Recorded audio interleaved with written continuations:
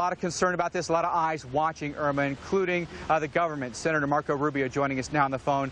Senator, thanks so much for being with us. Obviously, the urgency has ramped up today. We have evacuations that have been ordered now. We have people that are on the roads. We have traffic issues. We obviously have gas issues now, as the governor has referred to. Is the state prepared, you think, to handle some of those issues that are now coming up?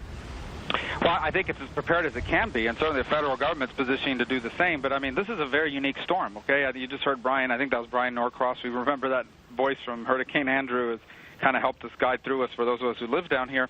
Look, we never had something like this. This is a massive storm. This is an entire state of Florida. So sometimes you have a storm that's headed to Miami, but not, Orlando or whatever. This is the whole state. So it really is nowhere to go at this point that looks great, number one. Number two, this is hurricanes are wind and water events. So you can protect yourself from the wind.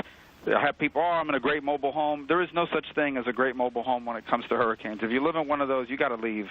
So you got to put your shutters up. You don't have 48 hours. You have about 12 hours now, because it's only safe to do it when there's daylight. You're going to have from 7 a.m. tomorrow to 7 p.m. tomorrow, and then the wind is going to be too high Saturday morning to be walking around with shutters in your hands. And then water. All right, I'll have people come in. Everybody's all of a sudden an amateur expert at this, living in these communities where they say, oh, I'm a little bit elevated from the street. If you're in a storm surge area, you got to leave. Okay, you can hide from the wind with shutters, but you cannot hide from water. And if you think about it, this is a massive storm pushing a bunch of water from the Caribbean basin, the Atlantic Ocean, onto the shore, deep inland.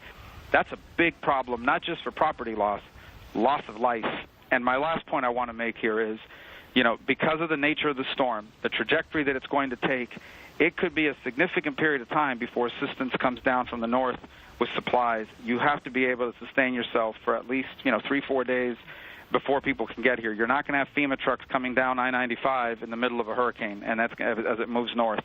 People need to think about all these things, but I think I just heard, and it's exactly right. Anywhere in Florida at this point, you got to start thinking about what this is going to mean for you. Senator, we've actually talked to folks here that live basically beach in Broward County, debating whether or not they should evacuate. What would be your message to those people that are on the fence? Yeah, I don't know what people are debating. I mean, because I'm not trying to be crass here, but I don't know what the debate is about. I mean, it's simple. You look at these maps. These people didn't make this stuff up just for fun. Okay, if a storm like this pushes all that water onto the coastline, even inland in terms of the bay areas, so maybe you're not in a barrier island like Miami Beach or further up in Broward County, it's still coming for you. And this water, when it starts coming in, it's not, you can't put shutters against water. You can't put sandbags to keep this water out of your house. We're talking about a lot of water, massive storm surge situation. Now you're talking about people dying. And I hope people consider it. I really do. I know it's inconvenient. It's nothing fun about getting in your car and staying at a shelter or driving forever or staying with friends inland. I get that. But I'm telling you, it's a lot more inconvenient to face a wall of water and no way around it and no help on the way for a significant period of time. I hope people reconsider it. There's still time to do it. They have to do it. They have to. Right now, people are deciding whether or not to save lives by the actions that they take. All right, Senator, we really appreciate your time this evening. I know you're very, very busy, but very strong words from the senator there, really saying, what's the debate here? Why would you choose to stay and potentially put your life in harm's way or evacuate and not be in harm's way? Yes, it could be inconvenient. And like the senator said, it may not be fun, but it's just for a short period of time, okay? And it's to save your life, to save your family life, to save your pet's life. Consider that, okay?